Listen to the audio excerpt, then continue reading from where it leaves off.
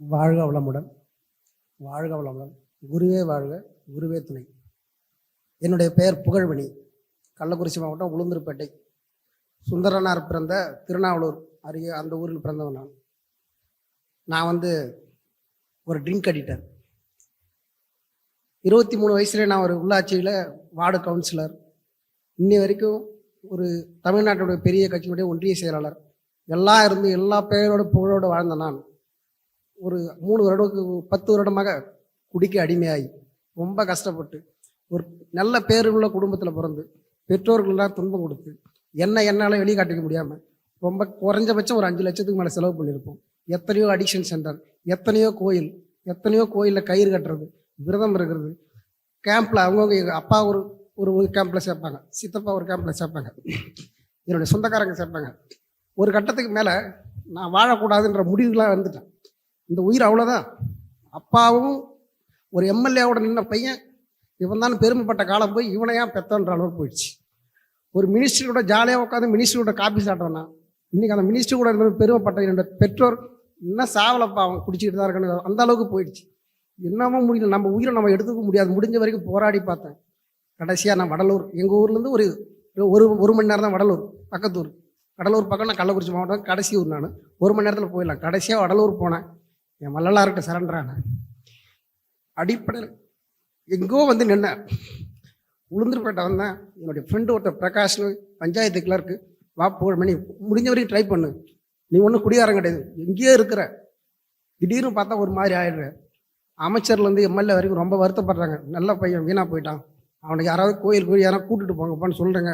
அமைச்சரே எங்கள் அமைச்சர் சிவிஎஸ் முதல் கொண்டு தெரியும். அத்தனை பேர்லாம் வருத்தப்பட்டாங்க. சரி முடிஞ்ச வரைக்கும் போவோம்.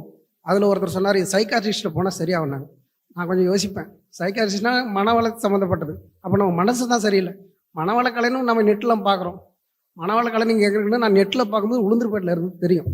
அறிவுத்திரி கோயில் உளுந்தூர்பேட்டையில் நாங்கள் அங்கே போயிட்டு நான் சர்ச் பண்ணி பார்த்தேன். ஆதி அண்ணாமலை, பாலகணபதினு அவங்க 2 பேர் நிர்வாகம் பண்ணுறாங்க. அதில் ஒரு நாள் வாட்ஸ்அப்பில் போட்டேன், இது மாதிரி கலந்துக்கணும். 1 வருஷம் ஆச்சு.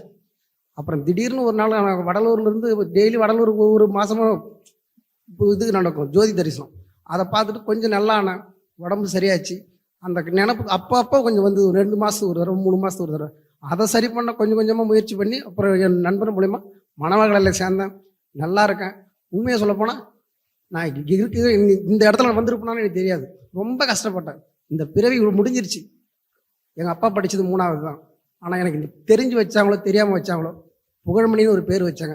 அன்றைக்கி நான் யோசனை பண்ணேன். மணவர்களை சேர்ந்த உடனே தன்னை உணர்ந்தேன். இந்த பேர் யாருக்கும் கிடைக்காது, இந்த உருவம் யாருக்கும் கிடைக்காது, அமைச்சர் எம்எல்ஏனா அவ்வளோ பெரிய செல்வாக்கு யாருக்கும் கிடைக்காது. இது எல்லாம் கிடைச்சி ஒத்த குடி என்னை கெடுக்குது. அதுக்கு நான் முடிவு பண்ணது இந்த மனவளக்கலை. இன்றைக்கி என்ன உணர்ந்திருக்க. காலையில் 4 மணிக்கு எழுந்திருந்து இந்த 4 மாதமாக நல்லா தியானம் பண்ணுவேன், நல்லா சாமி கும்பிடுவேன், நல்லா என் வேலையை பார்க்குறேன். இப்போது என் ஊரில் அவ்வளோ பெரிய குடிகாரன் தெரிஞ்சுட்டான். என்ன ஒருத்தர் லிஃப்ட்டு கேட்டார், புகழ்மணி நீ போப்பா, அப்படி நல்லா இருக்க. அது சொல்லும்போது எனக்கு கிடைச்ச மிகப்பெரிய சந்தோஷம்.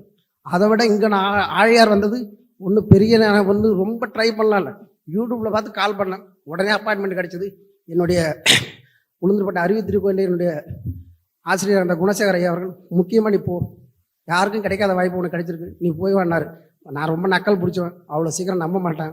தெய்வ பக்திலாம் அவ்வளோலாம் கிடையாது. உங்களுக்கே தெரியும், ஒரு அரசியல்வாதினா அவ்வளோ சீக்கிரம் செய்ய மாட்டாங்க.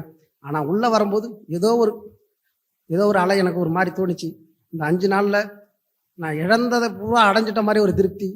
ஏன்னா உயிர் இருக்குது, அறிவு இருக்குது, இருக்கிற ஒரே பழக்கம் அதுவும் என்னை விட்டு போயிடுச்சு. இன்றைக்கி என் குடும்பம் நல்லாயிருக்கும், நான் நல்லா இருப்பேன். அதுபோல் தன்னை உணர்தல் எனக்கு ரொம்ப பிடிச்சது. அது மாதிரி காலையில் நீங்கள் பண்ணுற தியானன்றது இங்கே தவமாக சொல்லியிருக்கீங்க. அது உண்மையாக வேறு உலகத்தை பார்த்தேன். அந்த 6 to 6:45 ரொம்ப பிடிச்சிருந்து. இனிமேல் என்னுடைய நண்பர்கள் கூட்டமும் இழந்தது பொருள் சொத்துலாம் வாங்கிடலாம். அந்த பேர், இந்த 28 வயசுக்குள்ளே நான் வாங்கின நல்ல பேர், அதை நான் அடைய இன்னும் 10 வருஷம் ஆகும், இன்னும் 15 வருஷம் ஆகும் தெரியாது. ஆனால் அத்தனையும் இந்த மனவள கலையில். இது மூலயமா நான் சொல்லிக்கிறேன், என்ன மாதிரி மதுவுக்கு அடிமையானங்க இருந்தால் நண்பா ரிசர்ச் சென்டரு, இந்த கேர் சென்டர்லாம் போகாதீங்க. அங்கே ஒன்றும் கிடையாது. பணம் போயிடும். தியானன்ற பேரில் ஒரு மியூசிக் ஓடும், உட்கார வச்சு 1 லட்சம் 2 லட்சம் பிடிக்கிடும். மனசை ஆராய்ந்து மனசை மாத்தினா மட்டும்தான் நீ மனுஷனாக வர முடியும். அவங்க கொடுக்குற மாத்திரை, மருந்து, டானிக்கு இதெல்லாம் எதுவுமே வேலை செய்யாது. அனுபவத்தில் உணர்ந்தவன். ஒரு குடும்பத்தில் எல்லாத்தையும் கிட்டத்தட்ட ஒரு 10 லட்ச ரூபா சொத்தை எழுந்தவன். நான் சொல்கிறேன், இந்த கலை மனவள கலைக்கு நீங்கள் எல்லாருக்கும் இது எங்களை மாதிரி பாதிக்கப்பட்டவங்க நீங்கள் நன்மை செய்யணும். என்னால் முடிஞ்ச வரைக்கும் என்னுடைய சொல்லலான்னு தெரியல, எங்களுக்கு குரூப் இருக்குது, எங்களுடைய அரசியல் குரூப், அதில் நான் போட்டு என்னுடைய இதை நான் போடுவேன். அது மாதிரி உங்களுக்கு எல்லாருக்கும் பயன்படுத்திக்க. ஆனால் நான் இதில் தேடி பார்த்தேன், நம்மள மாதிரி மதுவால் பாதிக்கப்பட்டவங்க ஏதாவது மனவள கடையில் போய் சரியாக இருக்காங்களான்னு. அது வரைக்கும் இல்லை. அது ஒரு நாளாக நான் இருந்துடுறேன். பாதிக்கப்பட்ட அனைவரும் இந்த மனவள கலை மூலியமாக மீண்டும் நல்ல வாழ்வு பெற்று என்னை போல் சிறப்பாக வாழ நீங்கள் அனைவரும் மனவள கலை பயின்று மக்களோட அமைதியாக வாழ வேண்டுமாய் கேட்டுக்கொள்கிறோம். மனவள கலை சீரோடு சிறப்போடு மக்கள் பணியாற்ற எல்லாம் இல்லை நம்முடைய வேதாந்திரி மகரிஷிகளை வேண்டிக் கொண்டு, என்னை வாழ வைத்த வள்ளலார் அவர்களை வேண்டிக் கொண்டு விடைபெறுகிறேன். நன்றி, வணக்கம்.